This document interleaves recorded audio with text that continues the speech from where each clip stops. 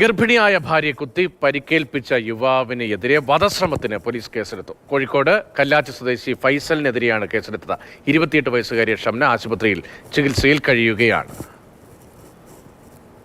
ഇന്നലെ വൈകിട്ട് 5 മണിക്കാണ് ഭർത്ത് വീട്ടിൽ വെച്ച് ഫൈസൽ എന്ന അവളുടെ ഭർത്താവ് മാരകായുധം കൊണ്ട് കുത്തി പരിക്കേൽപ്പിച്ചത്. കൈക്കു വയറിനാണ് കുത്തേറ്റത്.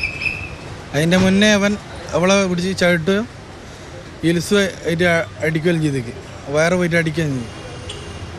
പരിക്കേൽപ്പിച്ചതിന് ശേഷം വണ്ടിയായിട്ട് വീട്ടിറങ്ങിയതാ. പോകുന്ന പോക്കിൽ ഇവളെ വിളിച്ചേക്ക് ഇവനെ വിളിച്ച് എന്നെ ഹോസ്പിറ്റലിൽ നിങ്ങൾ എത്തിക്കും. അതിന് വരെ കൂട്ടാക്കാണ്ട് മുങ്ങിക്കളഞ്ഞേക്ക്. മുഹമ്മദ് ഷഹീദുണ്ട് വിവരങ്ങൾ. ഷഹീദ്, ഈ ഷംനയുടെ ആരോഗ്യസ്ഥിതി എങ്ങനെയാണ്? ഇയാളുടെ പശ്ചാത്തലം എന്താണ്? യതീഷ്, ഇന്നലെ വൈകിട്ടാണ് വളരെ ക്രൂരമായ ആക്രമണം നടന്നത്. ഗർഭിണിയായ ഭാര്യ ഷംനക്കെതിരെയാണ് നാദാപുരം തിരുവമ്പറമ്പ് ചിയ്യൂർ സ്വദേശിയായ ഫൈസൽ കത്തികൊണ്ട് കുത്തി പരിക്കേൽപ്പിച്ചത്. വയറിന് ഒരു 6 സെൻറ്റിമീറ്റർ ആഴത്തിലുള്ള മുറിവുണ്ട്. ചുമലിനും പരിക്കേറ്റിട്ടുണ്ട്. ഇപ്പോൾ കോഴിക്കോട് സ്വകാര്യ ആശുപത്രിയിൽ തീവ്രപരിചരണ വിഭാഗത്തിൽ കഴിയുകയാണ് ഷംന. ഇപ്പോൾ ആരോഗ്യനില മെച്ചപ്പെടുന്നുവെന്നാണ് ആശുപത്രി അധികൃതർ അറിയിച്ചിരിക്കുന്നത്. ഈ കുത്തേറ്റ് മാരകമായ പരിക്കേറ്റ് വീട്ടിൽ കിടന്ന് ഇപ്പോൾ ആ ഷംനയുടെ സഹോദരനാണ് നമ്മളോട് സംസാരിച്ചത്. വീട്ടിൽ കിടന്ന് ഈ ഷംനയെ ആശുപത്രിയിൽ എത്തിക്കാൻ പോലും ഈ ഭർത്താവ് ഫൈസൽ തയ്യാറല്ല.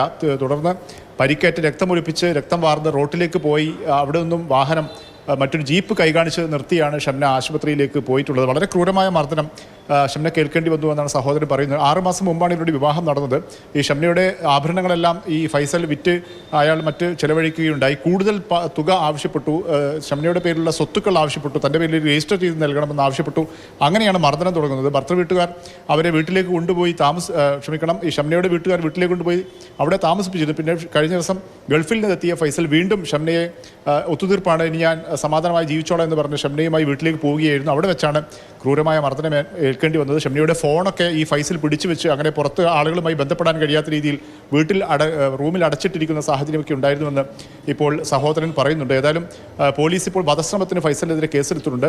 മുൻപും ഇയാൾ സമാനമായ രീതിയിലുള്ള മർദ്ദനം ഉണ്ടായിരുന്നു. ആ സമയത്ത് മർദ്ദനത്തിന് ശേഷം ഗൾഫിലേക്ക് കടക്കുകയായിരുന്നു. ഇപ്പോഴും ഗൾഫിലേക്ക് കടക്കാനുള്ള സാധ്യതയുണ്ട്. അതുകൊണ്ട് തന്നെ പോലീസ് അടിയന്തരമായി ഇടപെട്ട് ഫൈസലിനെ അറസ്റ്റ് ചെയ്യണമെന്നാണ് ഇപ്പോൾ ഷംനയുടെ ബന്ധുക്കൾ ആവശ്യപ്പെടുന്നത്.